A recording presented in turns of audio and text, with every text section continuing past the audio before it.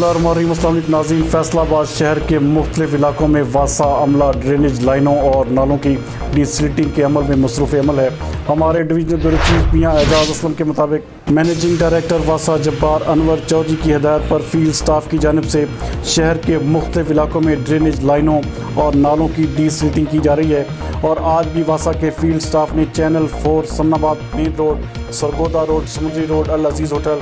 जुमरा road, Madina town, Z block, Faizan Madina road, people's colony number 1, Muhammadabad, Yasrab colony, Madina town, civil line के इलाके, Shadman, Gulistan colony, Islam Nagar, Ghulam Muhammadabad, Marzipura, Rajabad, सिद्धूपुरा,